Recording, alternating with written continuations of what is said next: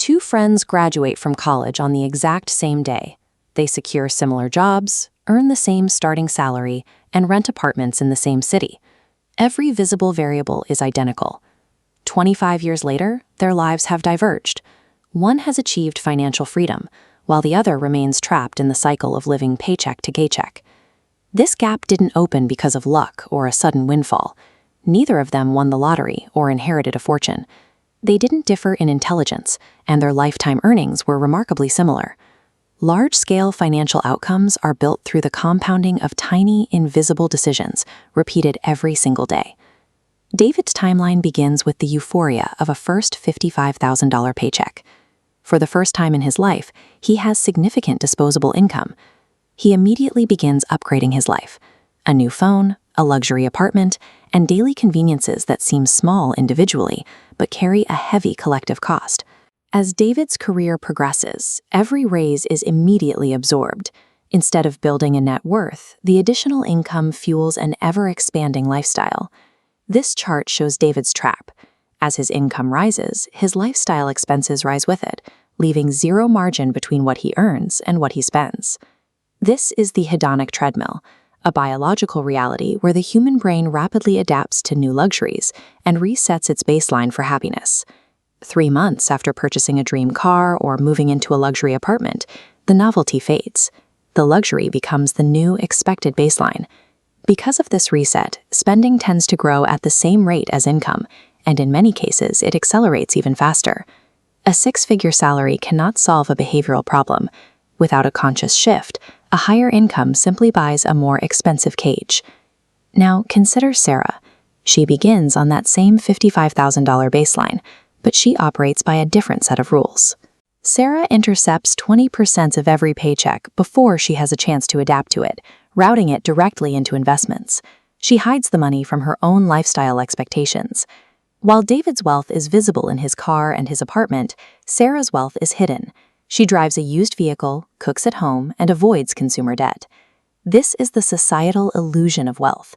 We see David's liabilities, the watches and the luxury cars, and assume he is rich. We don't see Sarah's index funds or her equity, yet those are the assets building actual freedom. The appearance of wealth is often a facade maintained by debt. Those building true financial independence rarely look the part. Sarah's strategy relies on compound interest.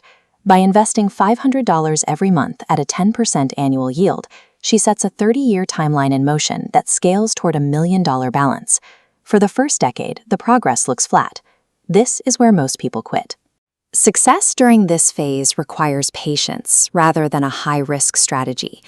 Eventually, the math hits an inflection point. The money begins earning its own money, and then those returns generate their own returns. The interest begins to eclipse the original principal. This is the moment of divergence. David is forced to trade his time for dollars to maintain his lifestyle. Sarah has built a system that generates capital while she sleeps. Compound interest acts as a tireless, invisible worker, shifting the burden of earning away from the person and onto the capital itself. Most people delay this process by telling themselves they'll start once they reach a higher salary. However, a $60,000 earner with automatic investment habits will mathematically surpass a $250,000 earner who spends every dollar. This scale shows the mathematical definition of freedom, a specific equilibrium where your monthly investment yield matches your monthly living expenses. When your assets generate $4,000 and your life costs $4,000, your reliance on a paycheck disappears. You no longer work because you have to, you work because you choose to. Income creates the opportunity, but behavior is the only variable that converts that opportunity into time. Building this requires 3 foundational habits: spend less than you earn, automate your investments, and stay clear of high-interest debt. It also requires the discipline to focus on slow, long-term growth rather than rapid speculative gains. You have to give the math enough time to work. After 30 years, David owns a collection of depreciating items and expensive memories. Sarah owns something more valuable: absolute control over her own time. Every dollar you save is a vote for your future autonomy.